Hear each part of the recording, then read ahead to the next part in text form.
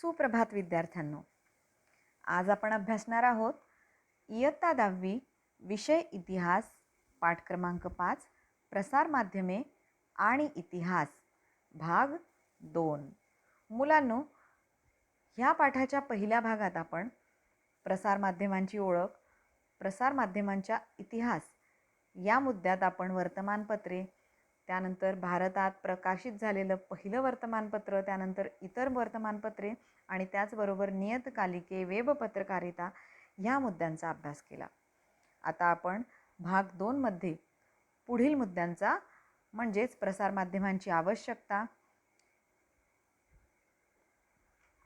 प्रसार माध्यमांद्वारे मिळणाऱ्या माहितीचे चिकित्सक आकलन आणि संबंधित व्यावसायिक क्षेत्रे अभ्यासणार आहोत.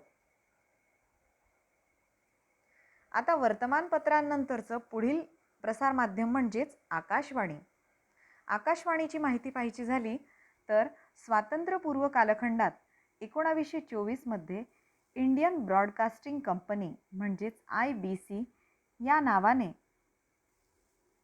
दर दिवशी कार्यक्रमांचे प्रसारण करणारे एक खाजगी रेडिओ केंद्र सुरू झाले.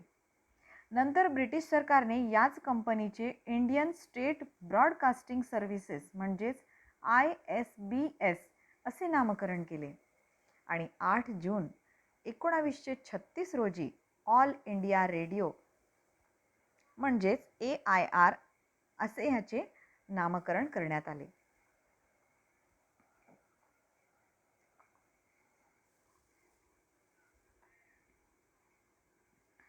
मुलांनो, आकाशवाणीच्या कार्यक्रमांचे स्वरूप आता आपण पाहूयात. भारत स्वतंत्र झाल्यावर AIR भारत सरकारच्या माहिती व प्रसारण खात्याचा एक भागच बनले. शासकीय कार्यक्रम व उपक्रमांची माहिती देणारे हे अधिकृत केंद्र असे याचे सुरुवातीला स्वरूप होते. नंतर ख्यातनाम कवी पंडित नरेंद्र शर्मा यांच्या सूचनेनुसार आकाशवाणी हे नाव दिले गेले.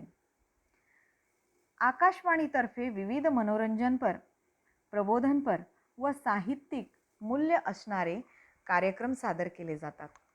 त्याचप्रमाणे शेतकरी, कामगार, युवक आणि स्त्रिया यांच्यासाठी विशेष कार्यक्रम प्रसारित केले जातात.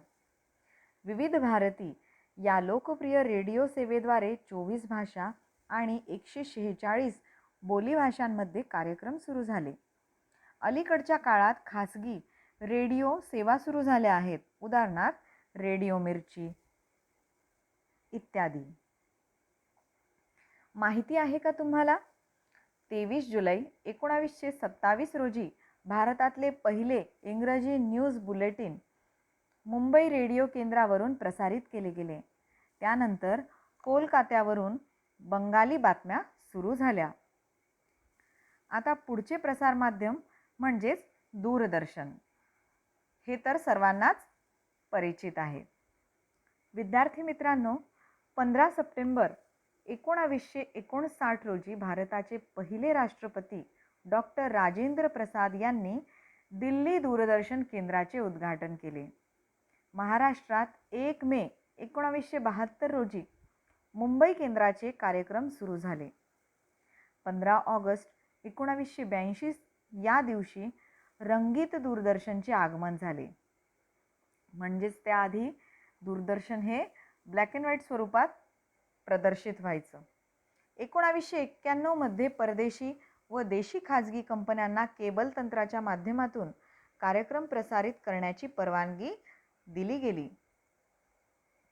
आज मितीला भारतीय प्रेक्षकांसाठी 100हून अधिक वाहिन्या उपलब्ध आहे.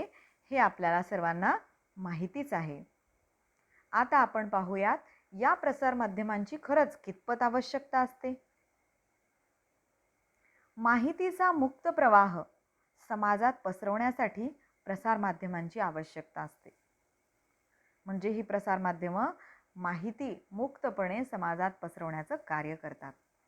अग्रलेख, विविध सदरे पुरवण्या हे वर्तमानपत्राचे अविभाज्य भाग असतात. वाचकांच्या पत्रव्यवहारांच्या माध्यमातून वाचकही आपले म्हणणे, आपले मत मांडत असतात. लोकशाही अधिक सुदृढ होण्यास वर्तमानपत्रे ही फार मदत करू शकतात. त्यानंतर दूरदर्शन हे दृकश्राव्य माध्यम असल्याने त्याने वर्तमानपत्र आणि आकाशवाणी यांच्या मर्यादा ओलांडून जनतेला प्रत्यक्ष काय घडले हे दाखवायला सुरुवात केली. जनतेला एखाद्या घटनेचा आखोदेखा हाल पाहण्यासाठी दूरदर्शनचा किंवा दूरदर्शनसारखा दुसरा पर्याय नाही.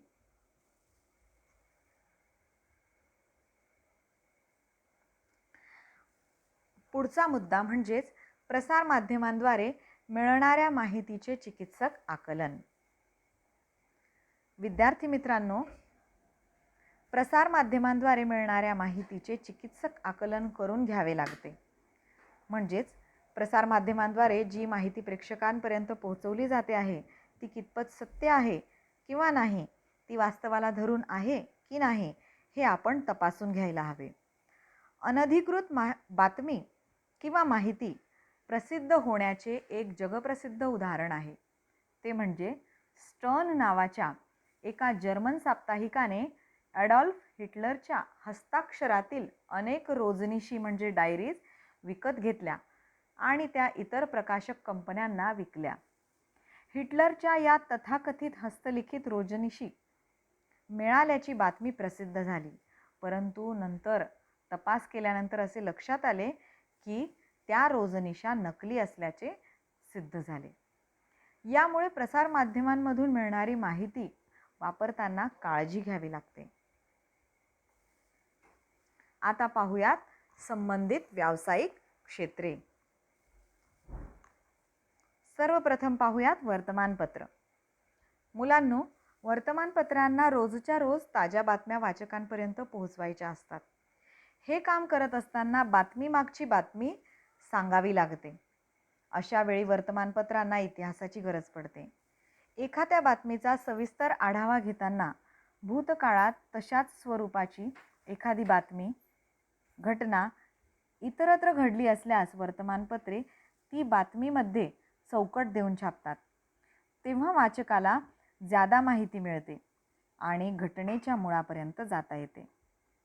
वर्तमानपत्रांमधील सदरांमध्ये 50 वर्षांपूर्वी, 100 वर्षांपूर्वी अशा प्रकारची सदरे असतात.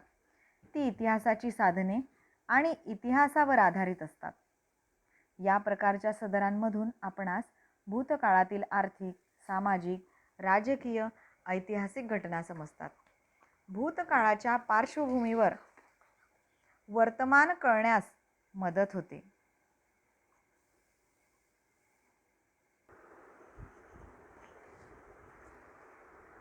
विद्यार्थी मित्रांनो, वर्तमानपत्रांना विशेष प्रसंगी पुरवण्या किंवा विशेषांक काढावे लागतात. उदाहरणार्थ 1914 मध्ये पहिले महायुद्ध सुरू झाले. त्याला 2014 मध्ये 100 वर्षे पूर्ण झाली. त्या महायुद्धाचा सर्वंकष आढावा घेणारी पुरवणी काढताना त्या घटनेचा इतिहास माहिती असावा लागतो. 1942च्या चले जाव आंदोलनाला 2017 मध्ये 75 वर्षे पूर्ण झाली. अशा प्रसंगी वर्तमानपत्रे लेख, अग्रलेख, दिनविशेष, आढावा यांच्यासारख्या त्या घटनेचा वेध घेतात. त्यावेळी इतिहासाचा अभ्यास उपयोगी पडतो.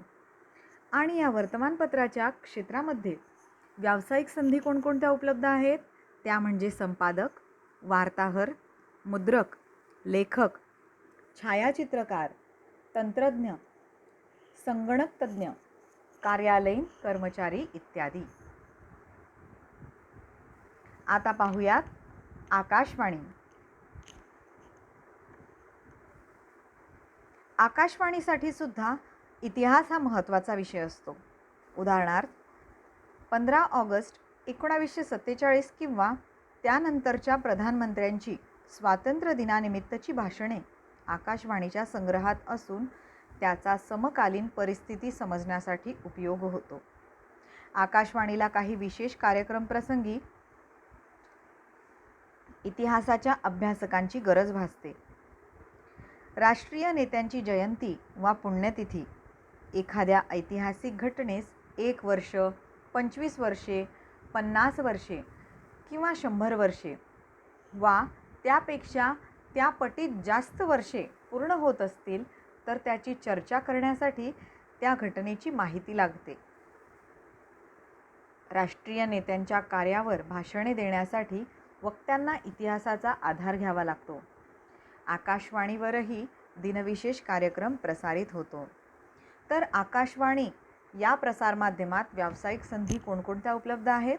त्या म्हणजे केंद्रप्रमुख, कर्मचारी वर्ग, वार्ताहर, निवेदक, मुलाखतकार, वृत्तसंकलक, स्टुडिओत काम करणारे तंत्रज्ञ व व्यवस्थापक इत्यादी. आता पुढील प्रसारमाध्यम म्हणजे दूरदर्शन. दूरदर्शन आणि इतिहासाचे जवळचे नाते आहे.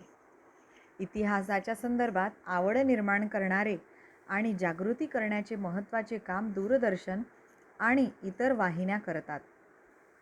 दूरदर्शनवरील रामायण, महाभारत अशा पौराणिक मालिका तसेच भारत एक खोज, राजा शिवछत्रपती या ऐतिहासिक मालिकांनी फार मोठा प्रेक्षक वर्ग आकर्षित केला. रामायण, महाभारत सारख्या मालिकांची निर्मिती करताना तत्कालीन वातावरण, वेशभूषा, शस्त्रास्त्रे, राहणीमान, भाषा यांसंबंधीच्या जाणकारांच्या माहितीची गरज लागते. त्यासाठी इतिहासाचा बारकाईने अभ्यास करावा लागतो. आधुनिक काळात डिस्कव्हरी, नॅशनल जिओग्राफी, हिस्टरी यांसारख्या चॅनेल्सवर प्रसारित होणाऱ्या मालिकांमधून जगभरच्या इतिहासाचा खजिना प्रेक्षकांसाठी खुला केला गेला आहे. त्याद्वारे लोक जगाचा इतिहास आणि भूगोल घर बसल्या जाणून घेऊ शकतात. या मालिका अधिक रंजक होण्यासाठी काही वेळा इतिहासातील निवडक भागांचे व्यक्तिरेखांच्या माध्यमातून सादरीकरण केले जाते. उदाहरणार्थ कर्तृत्ववान स्त्री-पुरुष खेळाडू, सेनानी इत्यादी. त्यांखेरीज वास्तू, किल्ले, साम्राज्यांचे उदयास्त इतकेच नव्हे तर पाककलेच्या इतिहासावरील मालिकाही लोक उत्सुकतेने पाहतात. वरील सर्वच क्षेत्रांसाठी इतिहासाच्या सखोल अभ्यासाची गरज असते. आता आपण दूरदर्शन पाहिलं तर या दूरदर्शन प्रसारमाध्यमात व्यावसायिक संधी कोणकोणत्या उपलब्ध आहेत? तर पत्रकार, वृत्तसंकलक, वृत्तसंपादक, वृत्तनिवेदक, कॅमेरामन, कलानिर्देशक, प्रकाश व्यवस्था पाहणारे तंत्रनिर्देशक, संगीत निर्देशक, कलाकार, मुलाखतकार, रंगभूषा तज्ज्ञ इत्यादी. जाणून घ्या. भारताच्या प्राचीन ते अर्वाचीन इतिहासाच्या संदर्भात दूरदर्शनवरून प्रसारित झालेली भारत एक खोज ही मालिका महत्त्वाची आहे. पंडित नेहरू यांच्या डिस्कव्हरी ऑफ इंडिया या ग्रंथावर आधारित ही मालिका होती. श्याम बेनेगल दिग्दर्शित या मालिकेने प्राचीन काळ ते अर्वाचीन काळाचा सामाजिक, सांस्कृतिक आणि राजकीय इतिहास मांडला. सखोल संशोधन आणि सादरीकरण या पातळीवर ही मालिका सरस ठरली. हडप्पा संस्कृती, वैदिक काळ, रामायण महाभारताचा अन्वयार्थ, मौर्य कालखंड, तुर्क अफगाण आणि मोघलांचे आक्रमण, मुघल कालखंड आणि मुघल बादशहांचे योगदान, भक्ती चळवळ, छत्रपती शिवाजी महाराजांचे कार्य, समाज सुधारणा चळवळी आणि स्वातंत्र्य संग्राम अशा अनेक घटना या मालिकेतून मांडल्या गेल्या. या मालिकेत नाट्य, लोककला, प्रबोधनपर माहिती असा आधार घेत नेहरूंच्या रूपातील कलावंत रोशन सेठ प्रास्ताविक व अन्वयार्थ सांगत असत. नेहरूंचा इतिहासाकडे बघण्याचा दृष्टिकोन आणि त्यांचे प्रभावी सादरीकरण यामुळे मालिका संपूर्ण भारतभर वाखाणली गेली. मुलांनो, मी अपेक्षा करते की या पाठातल्या सर्व संकल्पना आपल्याला स्पष्ट झालेल्या असतील. मुलांनो, ह्या पाठाचे वाचन करा. स्वस्थ रहा, सुरक्षित रहा. धन्यवाद.